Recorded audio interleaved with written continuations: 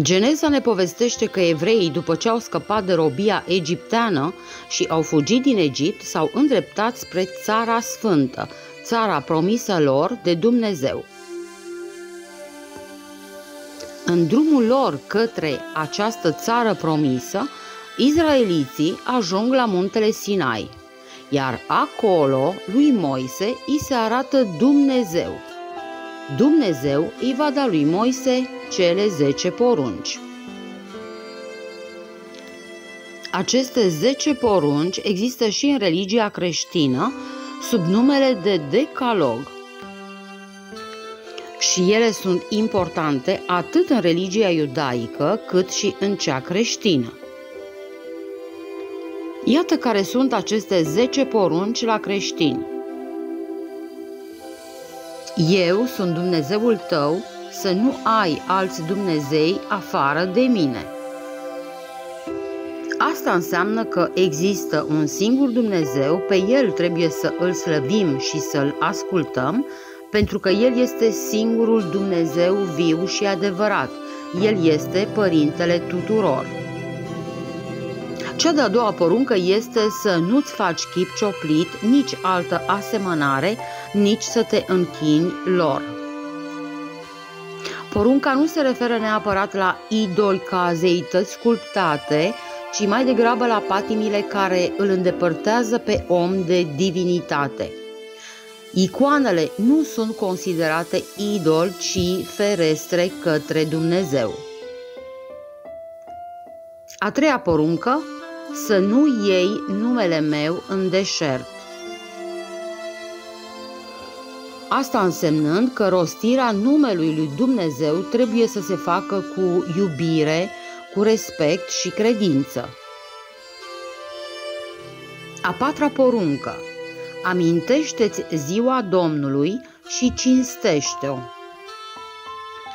Ceea ce înseamnă că oamenii au datoria de a munci 6 zile, iar odihna din ziua a 7-a se referă la evitarea muncii fizice și alocarea timpului pentru lucruri mai degrabă dedicate sufletului, cum ar fi slujba, familia, prietenii, slujba religioasă, evident. A 5-a poruncă, cinstește pe tatăl tău și pe mama ta. Asta înseamnă să iubești și să ai grijă de ei. A 6-a poruncă, să nu ucizi. Viața, fiind cel mai de preț dar venit de la Dumnezeu, niciun om nu are dreptul să ucidă. A 7-a poruncă, să nu fii desfrânat, să nu prea curvești. Asta înseamnă să fii loial și fidel persoanei iubite.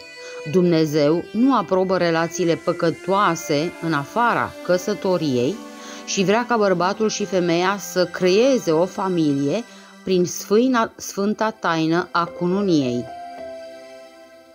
A 8-a poruncă este să nu furi. Deci să nu iei nimic din ceea ce nu îți aparține. A 9-a poruncă, să nu ridici mărturie mincinoasă împotriva aproapelui tău. Așadar, minciuna este condamnată pentru că ea face mult rău și poate provoca chiar moartea. De aceea este bine să nu bârfim, să nu ascultăm bârfe și să recunoaștem atunci când greșim. A 10-a poruncă este să nu poftești nimic din ce este al aproapelui tău.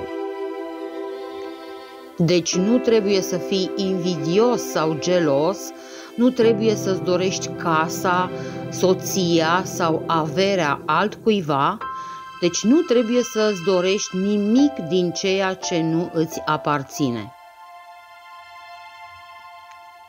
Între poruncile de la creștini și evrei există mici deosebiri, dar niciuna nu este de substanță sau de sens.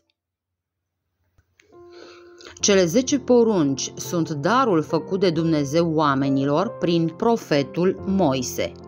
Aceste porunci au fost scrise pe 2 lespezi de piatră pe care Moise le-a primit de la Dumnezeu. Aici vedem o reprezentare artistică a momentului în care Moise primește cele 2 tăblițe de piatră cu poruncile de la Dumnezeu. Moise coboară cu ele de pe munte, unde este așteptat de Aron și de popor. Aceștia observă că fața lui Moise strălucește. Ea este înconjurată de raze de lumină sau coarne. Aici vedem sculptura realizată de Michelangelo lui Moise și la fel observăm că și aici Moise este reprezentat ca având 2 coarne. Lucrul însă este ușor explicabil.